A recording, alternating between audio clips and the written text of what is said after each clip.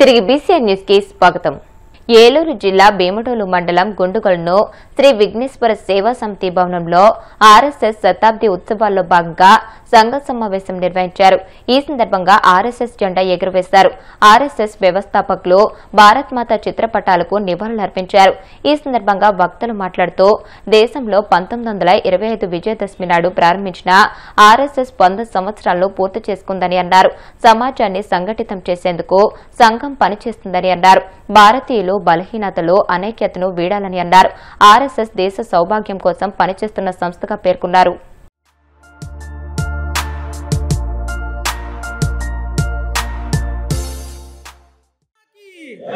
भारत माता की, भारत माता की, भारत माता की, भारत माता की जय बोलो, भारत माता की जय श्री राम, जय श्री राम, जय श्री राम, जय श्री राम. అలాంటి వందే మాతరం అంటే తప్పు అని సుజలాం సుఫలాం లేక సీతారాం దేశంలో నదులు పర్వతాలు ఏదైతే సంపద ఉందో ఇవన్నీ కూడా భారతమాత అనిపిస్తుంది. మనకు తెలియ మనకి 1940లో నాగపూర్లో అలా శిక్షణ కేంద్రం జరుగుతుంది. దేశంలో అన్ని ప్రాంతాల నుంచి అన్ని రాష్ట్రాల నుంచి వచ్చి అప్పుడు చూశాడు. అప్పటికైనా ఆరోగ్యం క్షీణించింది, చనిపోవడానికి దగ్గరగా ఉన్నాడు. ఆయనకి విశ్వాసం కలిగింది, నేను లేకపోయినా మీరందరూ కూడా ఈ దేశాన్ని పరమ వ్యవస్థకి మీరు తీసుకెళ్ళగలరు. మీరు ఒక చిన్న స్థితిలో ఉన్నటువంటి భారతదేశాన్ని చూస్తాం.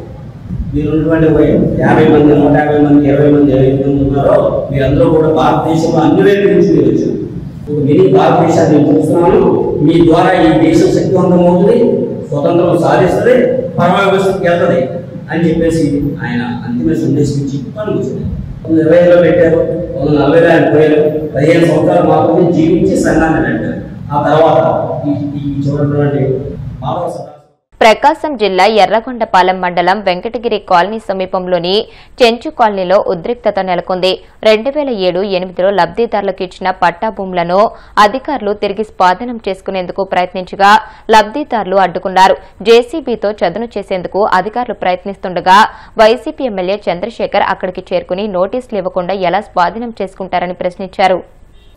ఇది కాదండి, మీరు విఆర్ఓనే కదా. ఇది పట్టా ఉంది, పట్టా వాళ్ళు చూపిస్తున్నారు. ఈ పట్టాలో సర్వే నంబర్ వేస్తుంది, వేస్తుంది, దాన్ని డేట్ వేస్తుంది. ఇదంతా క్లియర్ గా పట్టా కనపడుతుంది కదా. ఇది ఫేక్ అని చెప్పడానికి ఏ ఆధారంతో చెప్తున్నారు?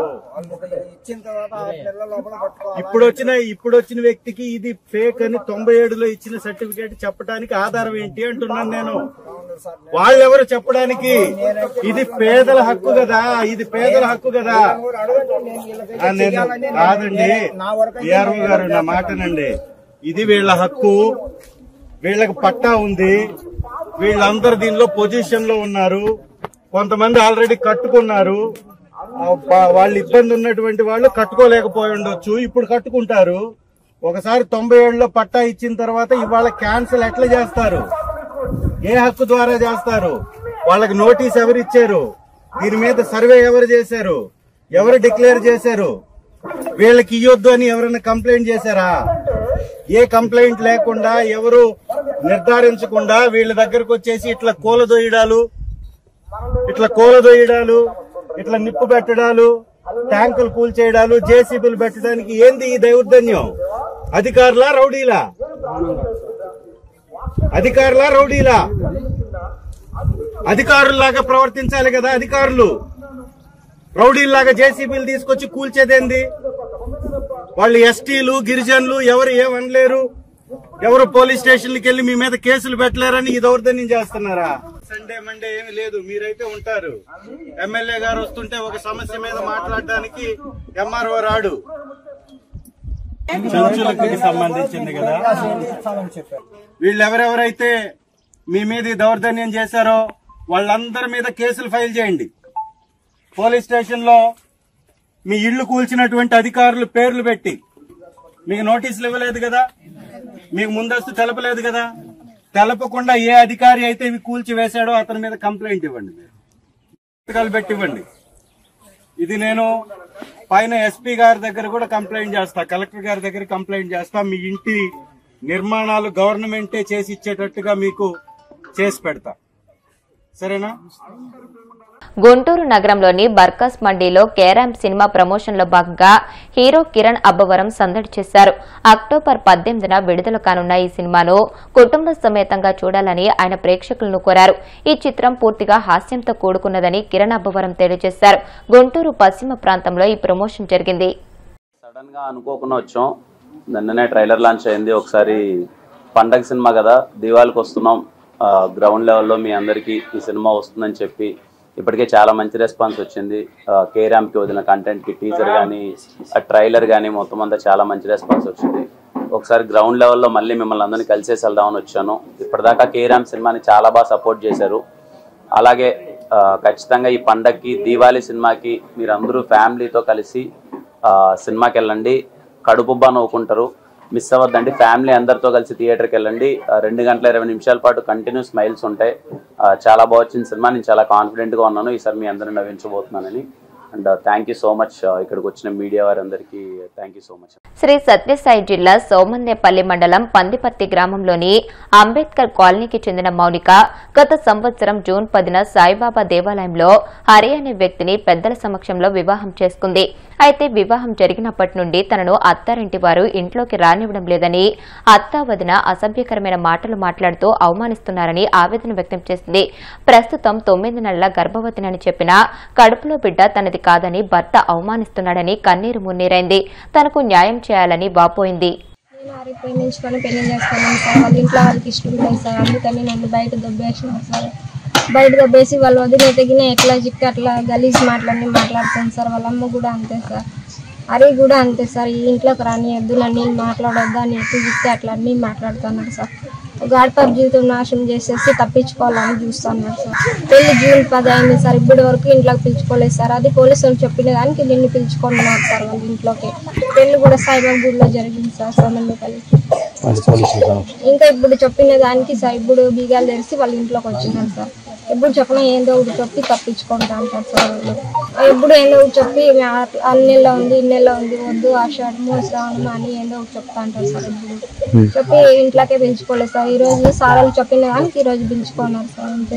ఎందుకంటే వాళ్ళమ్మ వాళ్ళ ఆయనకి అందరికి ఇష్టం లేదు సార్ దానికి సార్. ఓకే ప్రేమ పేరుతో నమ్మించి నన్ను మోసం చేసినారు.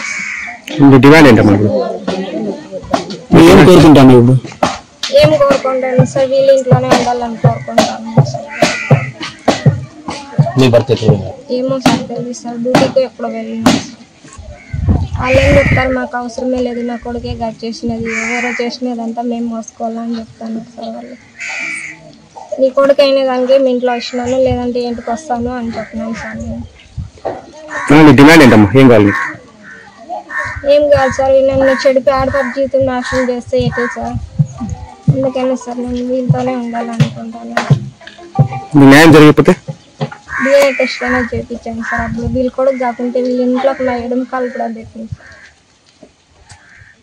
వార్తలు ముగించే ముందు ముఖ్యాంశాలు మరొకసారి.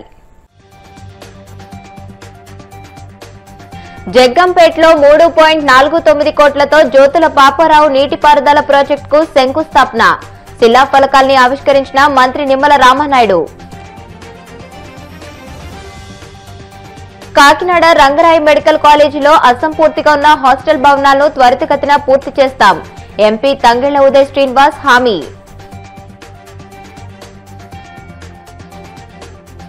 కూటమి ప్రభుత్వం అధికారం చేపట్టిన తర్వాత రాష్ట్రంలో సాగు రంగం కుదేలైంది. విమర్శలు గుప్పించిన YCP general secretary MVS Nagireddy.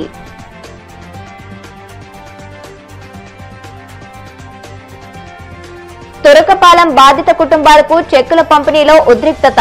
MLA Burla రామాంజనేయులపై దుర్భాషలాడిన మాల మహానాడు నేత అరుణ్ కుమార్. ఈ వార్తలు ఇంతటితో సమాప్తం. మరిన్ని వార్తల కోసం BCN digital YouTube channel, Facebook page ని ఫాలో అవ్వండి. అప్డేటెడ్ వార్తల కోసం ప్లీజ్ సబ్స్క్రైబ్.